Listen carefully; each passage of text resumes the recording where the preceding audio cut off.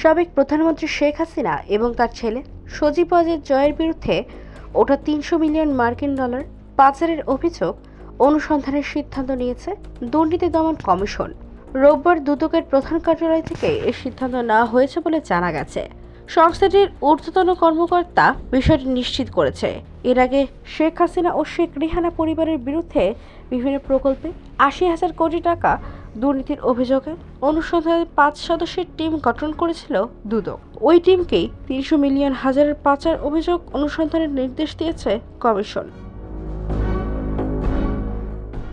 অভিযোগ সূত্রে জানা যায়, আমেরিকার গোয়েন্দা সংস্থা এফবিআই সাবেক প্রধানমন্ত্রী শেখ হাসিনা ও তার ছেলে সজীব ওয়াজেদ জয়ের বিরুদ্ধে একটি প্রাথমিক তদন্ত গঠন করে। ২০১৪ সালে মার্কিন যুক্তরাষ্ট্র বলার রিজভী আহমেদ মামলায় প্রধানমন্ত্রী শেখ হাসিনা ছেলে সজীব ওয়াজেদ জয়ের নামে প্রথম নজরে আসে। এফবিআই তদন্তে সজীব ওয়াজেদ জয় গুরুতর আর্থিক কেলেঙ্কারির বিষয়টি উন্মোচিত হয়। বিশেষ করে তার নামে থাকা হংকং এবং ক্যামন আইল্যান্ডের বিভিন্ন ব্যাংক হিসেবে স্থানীয় একটি মানি এক্সচেঞ্জের মাধ্যমে ওয়াশিংটন ডিসি, নিউ ইয়র্ক এবং লন্ডনের বিভিন্ন ব্যাংক হিসেবে টাকা পাচারের তথ্য উঠে আসে।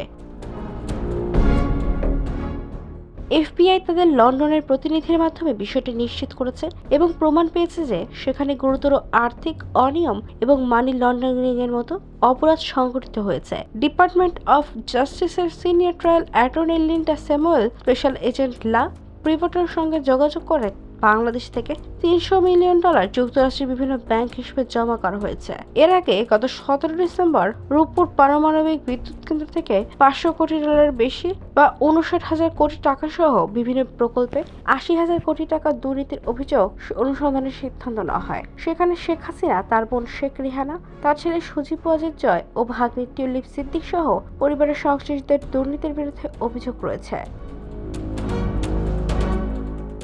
অভিযোগে রূপপুর ছাড়াও আশ্রয়ণ সহ ৮টি প্রকল্পে দুর্নীতির তথ্য আমলে নেওয়া হয়েছে।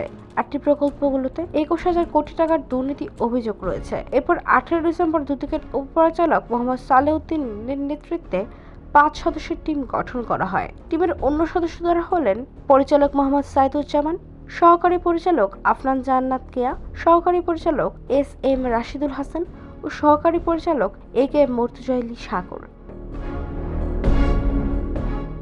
গত ১৫ ডিসেম্বর হাসিনা পরিবারের রূপপুর পারমাণবিক বিদ্যুৎ কেন্দ্র থেকে ৫,৫০০,০০,০০,০০ কোটি ডলার বাংলাদেশি মুদ্রায় ৬০,০০০ কোটি টাকা লোপাটের অভিযোগ অনুসন্ধানের দুদকের নিষ্ক্রিয়তা কেন অবৈধ ঘোষণা করা হবে না তা জানতে চেয়ে রুল জারি করেন হাইকোর্ট। গত ৩ সেপ্টেম্বর এই অভিযোগ অনুসন্ধানের নির্দেশনা চেয়ে হাইকোর্টে রিট দায়ের করেন জাতীয়তা গণতান্ত্রিক আন্দোলন এনডিএম এর চেয়ারম্যান ববি হাজ্জাজ। গত ১৯ আগস্ট রূপপুর পারমাণবিক বিদ্যুৎ কেন্দ্র শেখ হাসিনা পরিবারের দুর্নীতি নিয়ে বিভিন্ন পত্রিকায় প্রতিবেদন প্রকাশিত হয়। প্রতিবেদন যুক্ত করে হাইকোর্টে রিট করা হয়। বেশ কয়েকটি পত্রিকার প্রতিবেদনে বলা হয়, সাবেক প্রধানমন্ত্রী শেখ হাসিনা, তার ছেলে সজীব ওয়াজেদ জয় ও ভাগ্নে টিউলিপ সিদ্দিক মালয়েশিয়ার ব্যাংকের মাধ্যমে রূপপুর পারমাণবিক বিদ্যুৎ কেন্দ্র থেকে ৫০০ কোটি ডলার বাংলাদেশি মুদ্রায় ৬০,০০০ কোটি টাকা লোপাট করেছে।